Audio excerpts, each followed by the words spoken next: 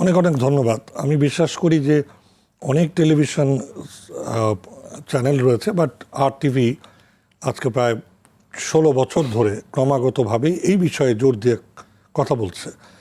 সে অর্থে আমি আপনাদেরকে অভিবাদন জানাই। কিন্তু যে জায়গাটুকু আপনাকে প্রশ্নের শুরুতেই বলতে চাই, এমন একটা রহমতের দেশ আল্লাহ সুবহানাহু ওয়া তাআলা বাংলাদেশকে দিয়েছেন, যেখানে এখনও বৃষ্টি যতটুকু আমার দরকার তার চেয়ে কম নয়, বেশি দিচ্ছেন, অসময়ে দিচ্ছেন, অযাচিতভাবে কনসেন্ট্রেটেড বা ঘনীভূতভাবে দিচ্ছেন, সেটা আরেকটি বিষয়, কিন্তু দিচ্ছেন। বীজ ফেললেই চট করে একটা গাছ হয়ে যায়।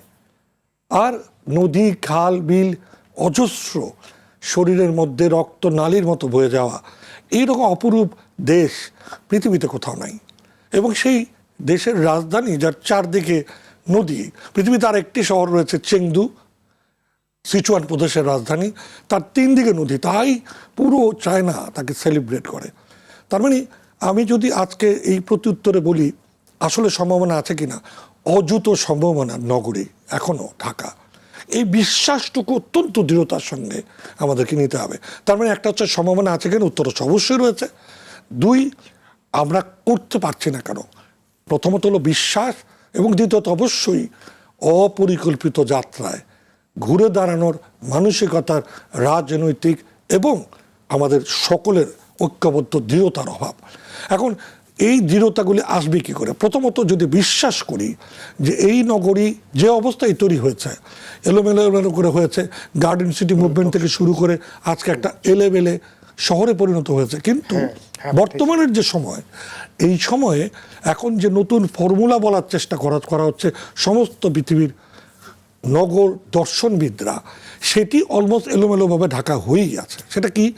সেটা হচ্ছে কম কমিউট করবে, একই জায়গা, কাজের জায়গা, থাকার জায়গা, যানবাহন কম দূরত্বে, বসবাস এবং কর্মস্থল, বিনোদনস্থল, তার এক ধরনের সুশৃঙ্খল কিন্তু খিচুড়ি।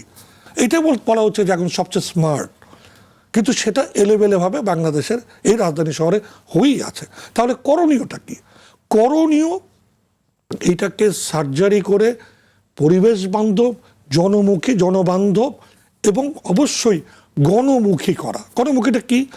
এই নগরী এখনও স্বপ্ন দেখে শুধু উচ্চবিত্তের জন্যে, উচ্চ মধ্যবিত্তের জন্যে।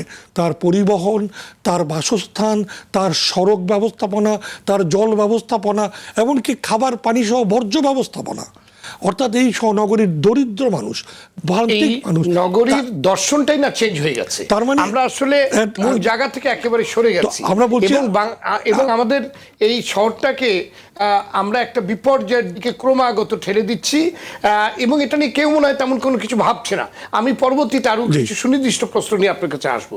ধন্যবাদ আপনাকে।